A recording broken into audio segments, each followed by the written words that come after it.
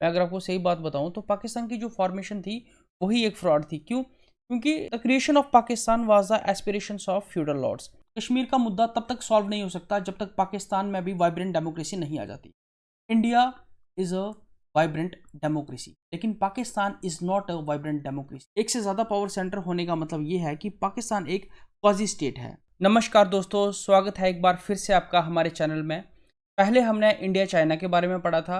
आज हम जो बची हुई कंट्रीज़ हैं, India Pakistan, India Nepal, India Sri Lanka, Bhutan वगैरह, ये सब कंट्रीज़ हम आज कवर करेंगे।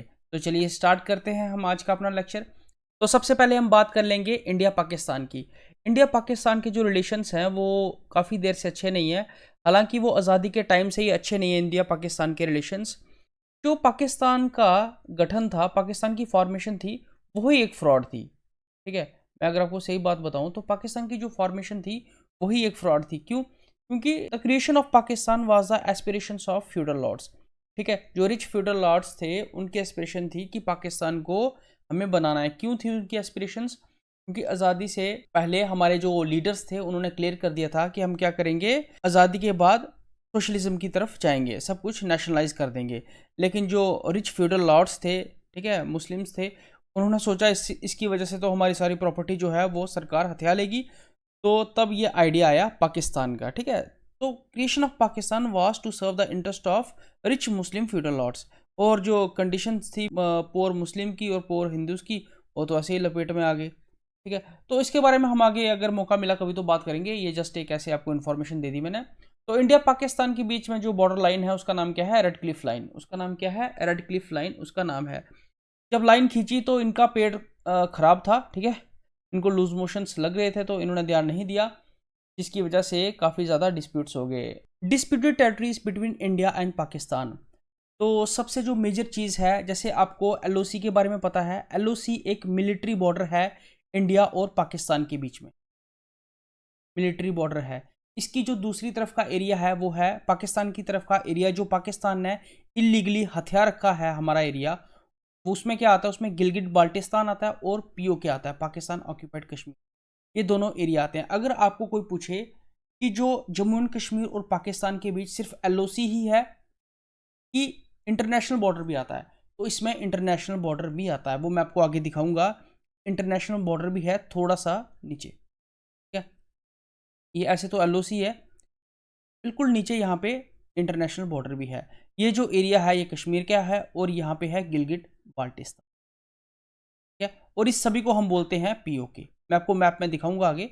इसको क्या बोलते हैं? हम इसको पीओके बोलते हैं। और ये पाकिस्तान ने इलीगली हथियार रखा है। पाकिस्तान का सिनो बॉर्डर एग्रीमेंट हुआ था 1963 में, जिसमें पाकिस्तान ने जो इलीगल कैप्चर किया हुआ हमारा एरिया है 5180 स्क्वायर किलोमीटर, वो किसको दे दिया? चाइना को एज अ गिफ्ट। ठीक है, इनके बाप का था तो इन्होंने चाइना को गिफ्ट दे दिया। ठीक है, चोरी की हुई चीज़ किसी को गिफ्ट दे दी। पाकिस्तान की तो हरकत ऐसी है, क्या बोले उसको। तो 1963 में पाकिस्तान ने इलीगली जो चोरी किया हुआ एरिया था वो किसको दे दिया? वो चाइना को दे दिया as a gift. Siachen glacier जो था वहाँ पे भी इन्होंने गंदी हरकत की थी, जिसकी वजह से हमने फिर ऑपरेशन मेघदूत लॉन्च किया 1984 में और सियाचिन ग्लेशियर को अपने कंट्रोल में लिया। इंडिया पाकिस्तान के बीच जो एलओसी है ये एक लीगली रिकॉग्नाइज्ड बॉर्डर नहीं है, ये एक डी फैक्टो बॉर्डर है। ठीक है, ये डी फैक्टो बॉर्डर है। डी फैक्टो बॉर्डर क्या होता है कि ये बस जो एक्चुअल ऑन ग्राउंड जो मिलिट्री ऑपरेट करती है उन्होंने इसको बॉर्डर जो है वो रिकॉग्नाइज किया है। वैसे ये लीगली रिकॉग्नाइज बॉर्डर नहीं। तो ये देखो, ये मैंने आपको बताया था, this is line of control. हालांकि ये तो सारा एरिया हमारे भारत का है, अखंड भारत बनाएंगे हम। तो ये क्या है? ये है सियाचिन ग्लेशियर, तो मैंने आपको बताया ऑपरेशन मेघदूत के अंडर लिया था। तो ये जो है ये एलओसी है। और एलओसी के बाद मैंने आपको बताया था कि इंटरनेशनल बॉर्डर है, ये है इंटरनेशनल बॉर्डर। तो मैं दूसरे पेन से डार्क कर देता हूँ। ये है इंटरनेशनल बॉर्डर। ठीक है, और ये जो है ये क्या है? ये है एलओसी, वो बोलते हैं एलओसी। ये है गिलगिट बाल्टिस्तान, गिलगिट बाल्टिस्तान, और ये है कश्मीर का रीजन। और इस सभी को हम बोलते हैं पीओके। ये हथियार रखा है हमारा पाकिस्तान। और ये जो एरिया है सक्शगाम वैली, ये दिया था पाकिस्तान ने चाइना को एज ए गिफ्ट 1963 में, तीनों पाकिस्तान बॉर्डर एग्रीमेंट। तो नेक्स्ट जो इशू है, डिस्प्यूट है, वो है सर क्रीक का।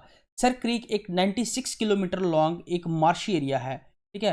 ये एक 96 किलोमीटर लॉन्ग एक मार्शी एरिया है सर क्रीक, ठीक है। तो यहाँ पे जो ऑयल रिजर्व्स हैं और उसके बाद जो फिशिंग ग्राउंड्स हैं, ये फिशिंग काफ़ी अच्छा रिच फिशिंग एरिया है। तो पाकिस्तान जो क्लेम करता है वो इस लाइन को क्लेम करता है, पाकिस्तान बोलता है ये है बॉर्डर, लेकिन इंडिया जो क्लेम करता है, इंडिया इस लाइन को क्लेम करता है, ये है border.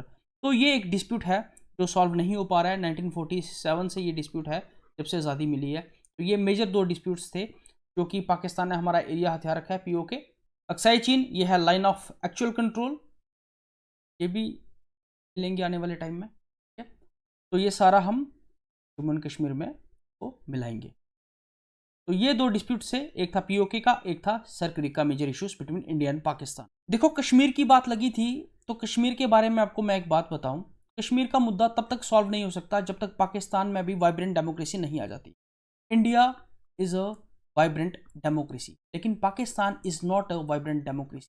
To solve the issue of Kashmir, Pakistan must be a vibrant democracy. Pakistan में एक से ज़्यादा पावर सेंटर्स हैं। एक से ज़्यादा पावर सेंटर होने का मतलब ये है कि पाकिस्तान एक क्वाजी स्टेट है, ठीक है। तो पाकिस्तान क्या है, एक क्वाजी स्टेट है।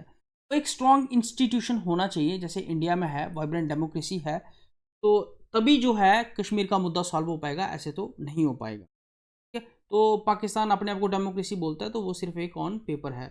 इंडिया नेपाल बाउंड्री की बात करते हैं तो 5 स्टेट से होकर गुजरता है इंडिया नेपाल का बॉर्डर, उत्तराखंड, उत्तर प्रदेश, बिहार, वेस्ट बंगाल एंड सिक्किम। ये भी आपको याद रखना चाहिए, पता होना चाहिए, ठीक है। ये foot hills of Shivalik range में आता है और मैक्सिमम जो बॉर्डर है वो ईस्ट टू वेस्ट रन करता है। इसके साथ हमारा जो है वो डिस्प्यूट ये है, वो मैं आपके आगे आपको बताता हूँ इसके साथ हमारा क्या डिस्प्यूट है। ये जो काला पानी का विवाद है ये हमारा नेपाल के साथ है। आपको पता है नेपाल का एरिया जो है कुछ इस तरह से नेपाल का एरिया है। तो यहाँ पे जो रिवर बहती है उसको हम बोलते हैं सरदा रिवर, ठीक है। और सरदा रिवर को हम काली रिवर भी कहते हैं। According to the treaty of Sugauli between kingdom of Nepal and British, इन दोनों के बीच में ये हुई थी 1816 में, और इसमें ये डिसीजन लिया गया कि काली रिवर के जो वेस्ट का एरिया है वो इंडिया का है और जो ईस्ट का एरिया है वो नेपाल का है। लेकिन अब नेपाल का ये कहना है कि जो काली रिवर है वो 3 जगह से निकलती है। एक तो निकलती है लिपू लेक से, एक तो काला पानी से, और एक लिम्पियादुरा से, वो इस जगह पे पड़ता है, ठीक है। तो इंडिया मानता है कि ये जो बॉर्डर है वो लिपू लेक वाला है, ठीक है, लेक वाला। लेकिन नेपाल बोलता है कि नहीं, ये जो बॉर्डर है वो यहाँ पे है लिम्पियादुरा से, ठीक है। वो जो बॉर्डर है वो यहाँ पे है। नेपाल क्लेम करता है कि ये जो टेरिटरी है वो इतनी हमारी है, ठीक है। ये जो टेरिटरी है, ये जो टेरिटरी है ये वाली भी हमारी टेरिटरी है, कर दो, ये टेरिटरी भी हमारी है। लेकिन इंडिया बोलता है कि जो बॉर्डर है वो ये वाला बॉर्डर है। और पाकिस्तान क्या बोलता है कि जो बॉर्डर है, सॉरी, नेपाल क्या बोलता है कि जो बॉर्डर है वो ये वाला बॉर्डर है।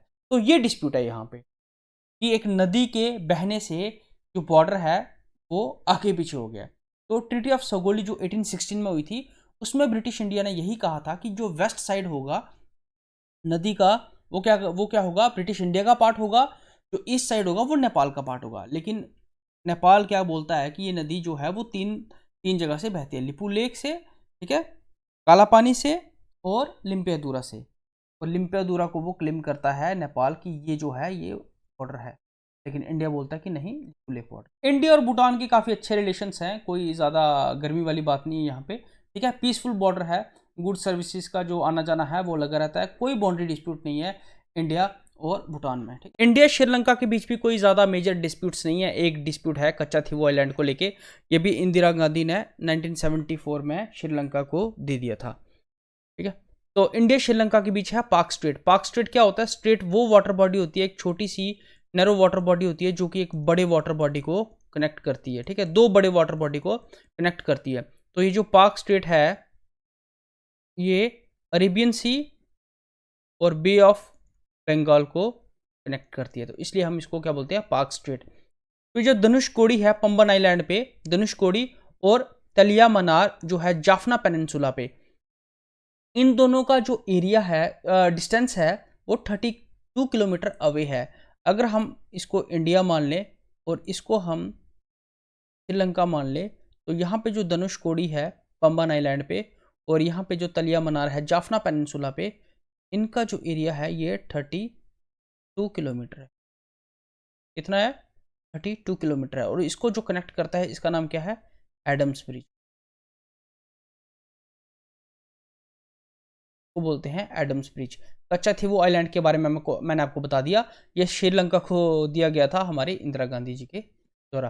तो यही थे, मेजर कोई डिस्प्यूट नहीं है। पाकिस्तान के साथ जो दो डिस्प्यूट हैं, नेपाल के साथ वो काला पानी वाला विवाद है, और उसके साथ भूटान के साथ तो काफ़ी अच्छे रिलेशन है हमारे, और श्रीलंका के साथ भी काफ़ी अच्छे रिलेशन है। अभी बेचारा बहुत बुरे हालात से गुजर रहा था हमारा श्रीलंका। तो उसके बाद अभी देखो क्रिकेट के मैच होंगे यहाँ पे। पाकिस्तान को भी 4 मैचेस मिले हुए हैं, 9 मैचेस जो हैं वो श्रीलंका में उन्हें। देखिए क्या होता है, लेट्स सी। पाकिस्तान के हाथ से काफ़ी ज़्यादा आधे मैच तो निकल गए हैं ड्यू टू सिक्योरिटी रीजंस। चलो देखते हैं क्या होता है आगे। This is a today lecture. Thank you so much and God bless you all.